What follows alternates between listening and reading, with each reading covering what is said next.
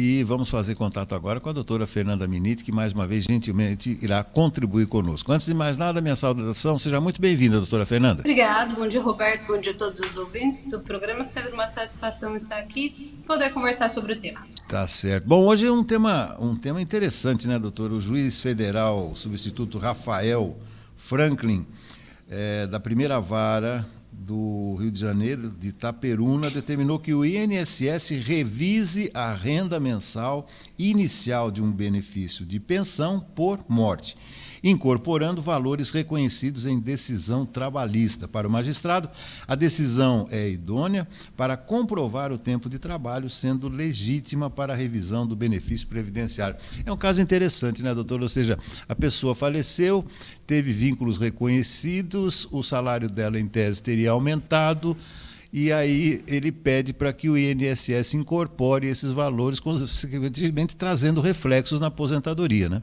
Isso, exatamente. Essa ação ela tem fundamento tanto para os pensionistas quanto para a própria pessoa que deseja revisar o seu benefício. Todo aquele que teve uma ação trabalhista, que já terminou aquela ação trabalhista, aquela ação já transitou em julgado e tendo assim um aumento no valor do seu salário, no valor em que gerava contribuições ao INSS, tem o direito de ter esse aumento, esse acréscimo incorporado no valor da aposentadoria. No caso específico aqui da matéria, o juiz federal concedeu esse direito para o pensionista. Então, o pensionista entrou com uma ação solicitando a revisão da pensão por morte, que vai ter por fundamento o aumento da concessão originária, ou seja, daquela aposentadoria originária, com aqueles valores que foram acrescidos. Então, seja o pensionista, que é o herdeiro, seja a pessoa que ainda está recebendo, tem direito de solicitar uma revisão se tiver uma ação trabalhista favorável que tenha havido aumento dos valores de recebimento do trabalhador. Nesse caso aí, doutora, ficou claro que foi um pedido de revisão judicial, né? Isso poderia ser feito da forma administrativa também, ou no seu entendimento não? Nos dois casos, tanto o INSS de forma administrativa concede, tanto quanto judicial. Porém, tem aqui uma diferença. O quê? Na forma administrativa, a maioria das vezes, o INSS ele vai conceder apenas o aumento da renda mensal inicial, ou seja, o aumento daquele reflexo no valor da aposentadoria. Por quê? Porque a maioria dos casos o INSS entende como prova nova. Então, o que ele vai dizer? Ele considera, aumenta, porque se junta a cópia integral do processo trabalhista no INSS. Se o pedido for administrativo, tudo bem. Mas o INSS não sabia daquela relação da Justiça do Trabalho. Então, a maioria dos casos, o INSS pode conceder sim, só que ele vai conceder só aumento, ele não vai pagar os atrasados. Na Justiça, se tem a possibilidade de ter o valor, o aumento da aposentadoria, da renda mensal inicial mês a mês, e também de discutir não, né? Porque a maioria dos casos os juízes pagam sempre os atrasados, que são os 5 anos anteriores à propositura da ação. Então, quando a gente está falando de administrativo, embora os dois vão consolidar o mesmo direito, mas no administrativo essa pessoa vai ter um recebimento menor, porque provavelmente o INSS vai colocar ali como prova nova, e aí vai pagar só para frente. Na justiça, o juiz vai entender que ele vai pagar tanto para frente, tendo aumento, quanto o direito aos atrasados, referente a 5 anos anteriores à propositura da ação. E falando aqui de prova nova, isso acontece também quando se faz revisão de algum outro pedido, enfim, algum outro fundamento de revisão, mas se acrescenta uma prova que o INSS não conhecia. Por exemplo, a pessoa fez o pedido tinha algum reconhecimento de período especial, porque trabalhava com alguma insalubridade, enfim, mas não juntou o documento à época. Está dentro do prazo de revisão e esse segurado solicita a revisão e apresenta essa prova nova.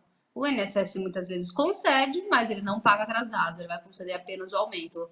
Então é importante sempre trabalhar com isso, o que é prova nova ou não. Claro que se é uma informação que já está dentro do processo do INSS, que ele teria conhecimento, aí teria que recorrer ou entrar com fundamentos dentro dessa própria argumentação do INSS, comprovando que aquilo não era prova nova, que o INSS já tinha ciência daquela documentação, ou de algum fundamento, ou de algo que indicasse naquele sentido. Porque, em muitos casos, o INSS até pode conceder, mas ele vai dizer, concedo dali para frente, trata-se de uma prova nova, não tem pagamento de atrasados.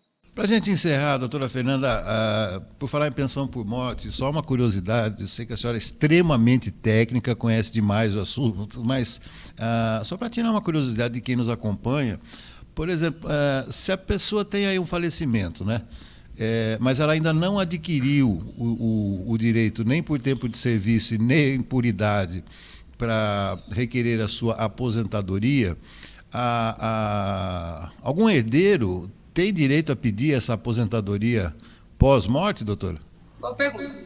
Se essa pessoa estava pagando, contribuindo ao INSS, sim.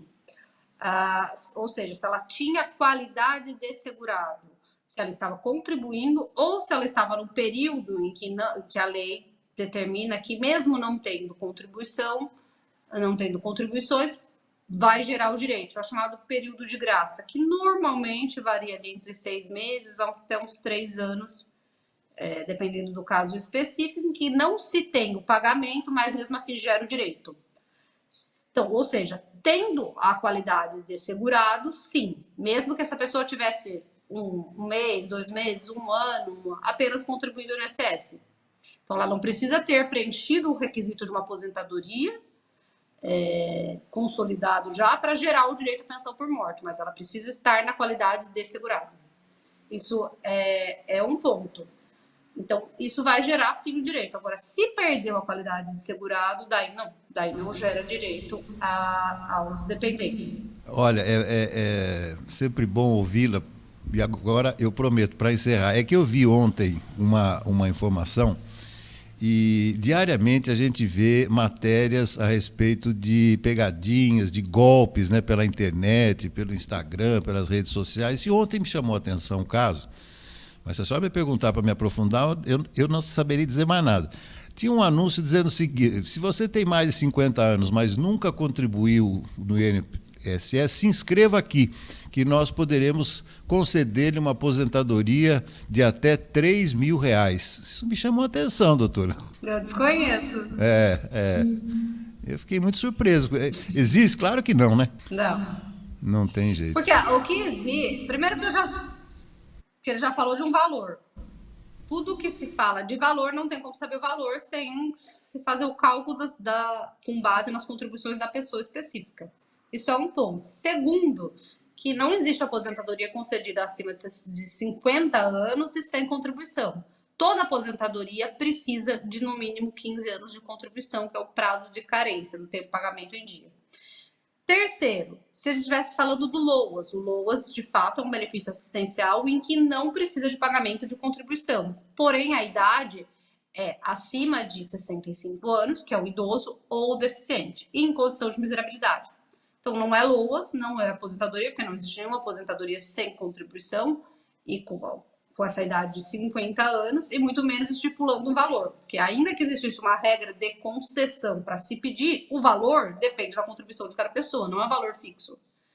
Se fosse o LOAS, também nos descaracteriza, porque não enquadra nem nas regras, e também o LOAS é um salário mínimo. Então, isso, a meu ver, passa com certeza, se trata de algo para ludibriar as pessoas, enfim, porque nesses moldes não existe. Não via matéria, mas isso não tem fundamento. A gente está sempre sujeito a cair nessas pegadinhas aí da internet. Pega uma pessoa, por isso que é sempre bom, né, ter uma especialista, um advogado no caso, preste orientações, né? Sempre muito bom. Doutora, muito bom. Mais uma vez, gratidão pela sua contribuição aqui com o nosso Farol e até semana que vem, doutora. Obrigada, eu que agradeço. Ótima sequência de programa. Até semana que vem.